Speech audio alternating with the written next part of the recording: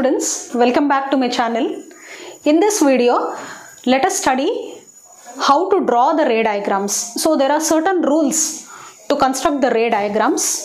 So let us study how to draw the ray diagrams accurately with respect to both the convex lens and concave lens. In my previous video, I had explained the differences between the concave and convex lens. So in this video, let us study how to draw the diagrams.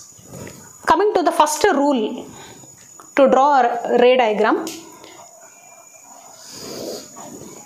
With respect to the convex lens, this is the optic center and the line which is passing through the optic center is the principal axis. So all these we have studied in my previous video, I have explained. So any incident ray which passes through the optic center, it goes undeviated. The ray goes undeviated without any refraction. So that is the first rule. Any incident ray which passes through the optic center goes undeviated without any refraction. So similarly, let us see what happens in the case of a concave lens. So this is the concave lens.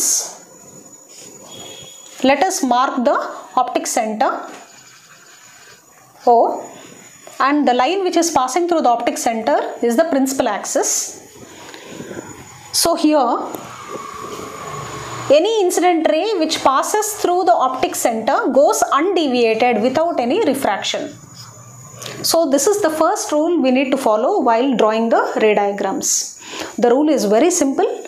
With respect to both the lenses, the convex lens and concave lens, any incident ray which passes through the optic center goes undeviated without any refraction. So now let us study about the second rule. So in the second rule,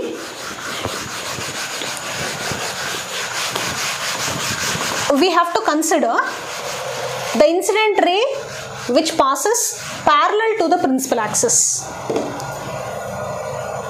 So in the case of a convex lens, let us see what happens. This is the principal axis and this is the optic center. I am marking the optic center. So when the incident ray passes parallel to the principal axis, after refraction, it will pass through the focus. So this is the incident ray and this is the refracted ray. So any incident ray which goes parallel to the principal axis, after refraction it will pass through the focus according to the second rule.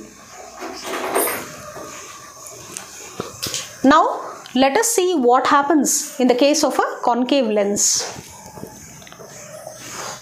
So in the case of a concave lens, I am just marking the optic center and I have drawn the principal axis. So any incident ray which goes parallel to the principal axis, after refraction, it gets deviated. Since it is a diverging lens, the ray gets deviated, but when extended behind this way, I am extending the ray behind with the dotted lines and it appears to pass through the focus. So I hope it is clear. Any incident ray which goes parallel to the principal axis, after refraction, it just appears to pass through the focus. Here it is actually passing through the focus in the case of a convex lens. Whereas in the case of a concave lens, it appears to pass through the focus. So that is the difference. I hope the second rule is clear. Now coming to the third rule.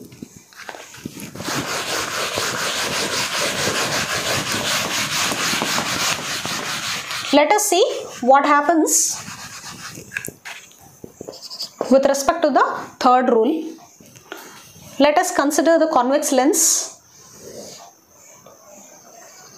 I am drawing the principal axis and marking the optic center.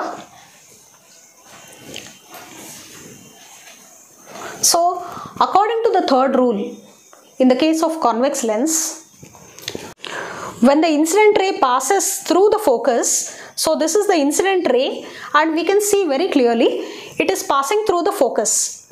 So as the incident ray passes through the focus, it gets refracted and it will go parallel to the principal axis. So according to the third rule, any incident ray which passes through the focus, after refraction it will go parallel to the principal axis in the case of a convex lens. Now let us see what happens in the case of a concave lens.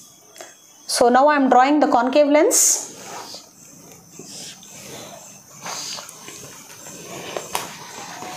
This is the principal axis and I am marking the optic center on it. So here, any incident ray which appears to pass through the focus,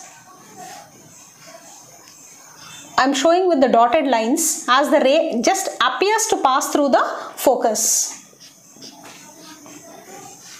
Any incident ray which appears to pass through the focus, after refraction it will go parallel to the principal axis. So I hope the third rule is clear. In the case of a convex lens, the incident ray which goes parallel, the incident ray which passes through the focus, it goes parallel to the principal axis after refraction. Whereas in the case of a concave lens, the incident ray which appears to pass through the focus, after refraction it will go parallel to the principal axis. So these three rules are very important and we need to follow all these rules in order to draw the ray diagrams, as we have different cases for the convex lens and concave lens. So while constructing the ray diagrams, we have to follow these rules.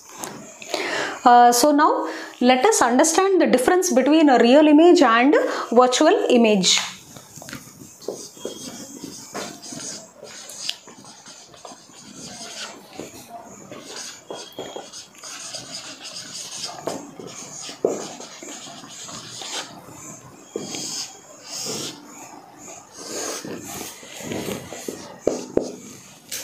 Basically, the real images are formed when the rays of light actually meet after refraction. So this happens in the case of a convex lens, as we have earlier seen.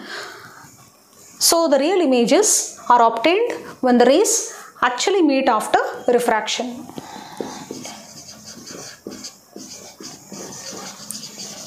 Actually meet. Whereas the virtual images are formed when the rays appear to meet after refraction, and this happens basically in the case of a concave lens. Rays appear to meet. So it is very clear, the real images are formed when the rays actually meet after refraction, and the virtual images are formed when the rays appear to meet after refraction. Coming to the second point of difference, the real images are always inverted. Real images are inverted. Inverted is upside down. Whereas the virtual images are always erect, straight. Coming to the third point of difference, the real images are formed through the convex lens, whereas the virtual images are formed through the concave lens, and in one case of the convex lens also a virtual image is formed. So in my upcoming videos I shall explain practically how to obtain the images, so that you will clearly understand where we can obtain the real image and the virtual images. So the concave lens, through the concave lens we can obtain the virtual image. At the same time, through one of the cases of the convex lens also we can obtain the virtual image. So it is concave as well as the convex lens. Coming to the convex lens, totally there are 6 cases. So in the last case, that is the 6th case, we can obtain the virtual image. So basically these are the differences between the real and virtual image. So we have studied about the 3 rules to construct the ray diagrams. We have also seen the differences between the real image and virtual image. So I hope my video is informative, and helping you for preparing for your exams as well. Please do watch my videos till the end to understand the concepts clearly, and I will be catching you in my upcoming videos. So do like, share and subscribe to my channel and keep revising the concepts. Thank you.